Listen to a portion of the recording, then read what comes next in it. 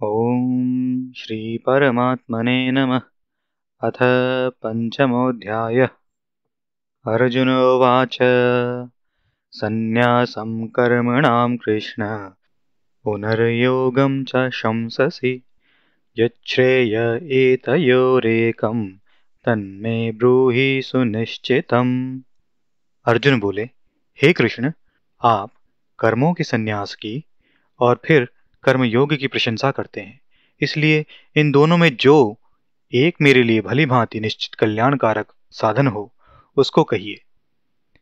श्री भगवानुवाच सन्न्यासः कर्मयोगश्च निःश्रेयसकरावुभौ तयोस्तु कर्म संन्यासात् कर्मयोगो विशिष्यते। श्री भगवान बोले, कर्म संन्यास और कर्मयोग ये दोनों ही परम कल्याण करने वाले हैं, परंतु उन दोनों में भी कर्म संन्यास से कर्मयोग साधन में सुगम होने से श्रेष्ठ है। ज्ञेयः स नित्य संन्यासी यो न द्वेष्टि न कांक्षति निर्द्वन्द्वो हि महाबाहो सुखम बंधात् प्रमुच्यते। हे अर्जुन, जो पुरुष न किसी से द्वेष करता है और न किसी की आकांक्षा करता है, वह कर्मयोगी सदा सन्यासी ही समझने योग्य है, क्योंकि राग द्वेष आदि द्वंद्वों से रहित पुरुष सुखपूर्वक संसार बंधन से मुक्त हो जाता है। सांख्य योगौ पृथक बाला प्रवदन्ति न पंडिता एकमप्यास्थितः सम्यग् उभयोर्वन्दिते फलम्। उपयुक्त संन्यास और कर्मयोग को मूर्ख लोग पृथक पृथक फल देने वाले कहते हैं, न कि पंडित जन, क्योंकि दोनों में से एक में भी सम्यक प्रकार से स्थित पुरुष दोनों के फल रूप परमात्मा को प्राप्त हो जाता है। यत् सांख्यैः प्राप्यते स्थानं तद्योगैरपि गम्यते एकं सांख्यं च योगं च यः पश्यति स पश्यति।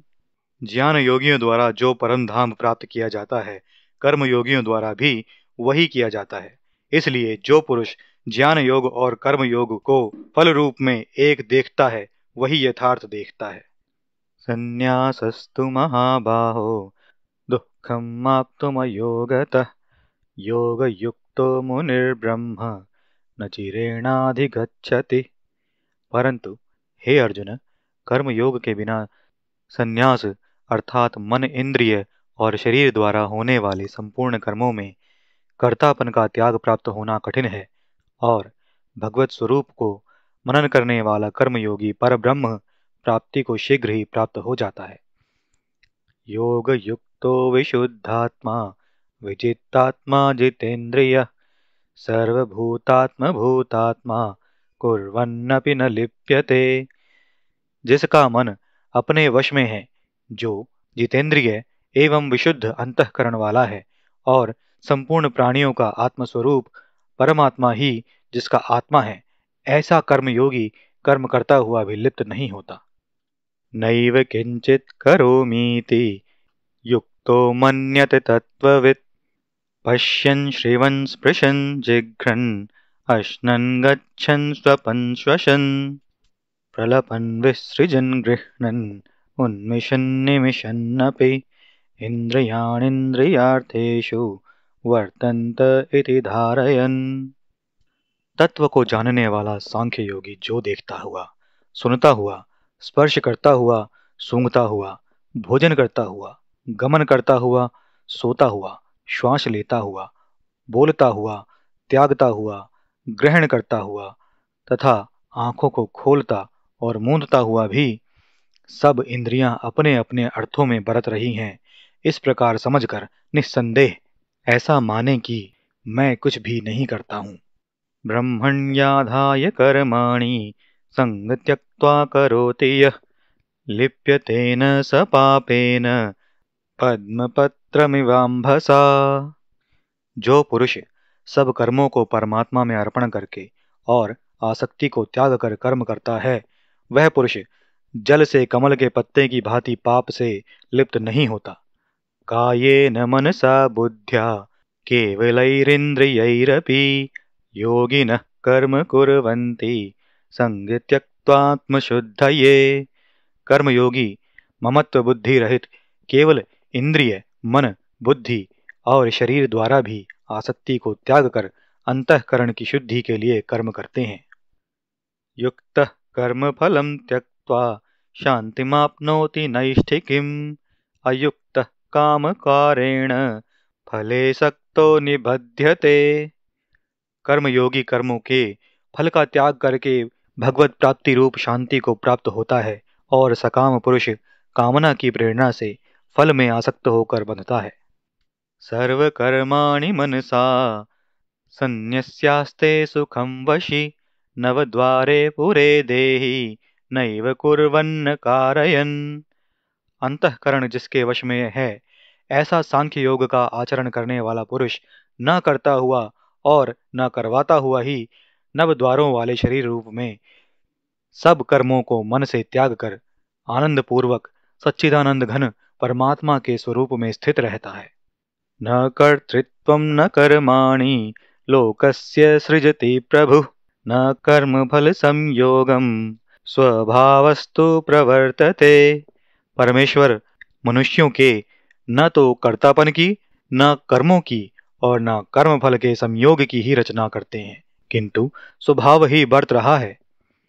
नादत्ते कस्यचित् पापं न चैव सुकृतं विभु अज्ञानेनावृतं ज्ञानं तेन मुह्यन्ति जन्तवः। सर्वव्यापी परमेश्वर भी न किसी के पाप के कर्मों को और न किसी के शुभ कर्मों को ही ग्रहण करता है, किंतु अज्ञान के द्वारा ज्ञान ढका हुआ है, उसी से सब अज्ञानी मनुष्य मोहित हो रहे हैं। ज्ञानेन तु तदज्ञानं येषां नाशितमात्मनः तेषामादित्यवज्ञानं प्रकाशयति तत्परम्। परंतु जिनका वह अज्ञान परमात्मा के तत्व ज्ञान द्वारा नष्ट कर दिया गया है, उनका वह ज्ञान सूर्य के सदृश उस सच्चिदानंद घन परमात्मा को प्रकाशित कर देता है। तद्बुद्धयस्तदात्मानस्तन्निष्ठास्तत्परायणाः गच्छन्त्य पुनरावृत्तिं ज्ञान निर्धूत कल्मषः। जिसका मन तद्रूप हो रहा है, जिनकी बुद्धि तद्रूप हो रही है और सच्चिदानंद घन परमात्मा में ही जिनकी निरंतर एक ही भाव से स्थिति है, ऐसे तत्परायण पुरुष ज्ञान के द्वारा पाप रहित होकर अपुनरावृत्ति को अर्थात परम गति को प्राप्त होते हैं। विद्या विनय संपन्ने ब्राह्मणे गविहस्तिनि शुनि चैव श्वपाके च पंडिता समदर्शिनः। वे ज्ञानी जन विद्या और विनय युक्त ब्राह्मण में तथा गौ, हाथी, कुत्ते और चांडाल में भी समदर्शी हो जाते हैं। इहैव तैर्जितः सर्गो येषां साम्ये स्थितं मनः निर्दोषं हि समं ब्रह्म तस्माद् ब्रह्मणि ते स्थिताः। जिनका मन समभाव में स्थित है, उनके द्वारा इस जीवित अवस्था में ही संपूर्ण संसार जीत लिया गया है, क्योंकि सच्चिदानंद घन परमात्मा निर्दोष और सम है। इससे वे सच्चिदानंद घन परमात्मा में ही स्थित हैं। न प्रहृष्येत् प्रियं प्राप्य नो द्विजेत् प्राप्य चाप्रियं स्थिर बुद्धिरसम्मूढ़ो ब्रह्मविद् ब्रह्मणि स्थितः। जो पुरुष प्रिय को प्राप्त होकर हर्षित नहीं हो और अप्रिय को प्राप्त होकर उद्विग्न न हो, वह स्थिर बुद्धि संशय रहित ब्रह्मवेत्ता पुरुष सच्चिदानंद घन पर ब्रह्म परमात्मा में एक ही भाव से नित्य स्थित है। बाह्य स्पर्शेष्वसक्तात्मा विन्दत्यात्मनि यत् सुखं स ब्रह्म योग युक्तात्मा सुखम अक्षयमश्नुते। बाहर के विषयों में आसक्ति रहित अंतःकरण वाला साधक आत्मा में स्थित जो ध्यान जनित सात्विक आनंद है, उसको प्राप्त होता है।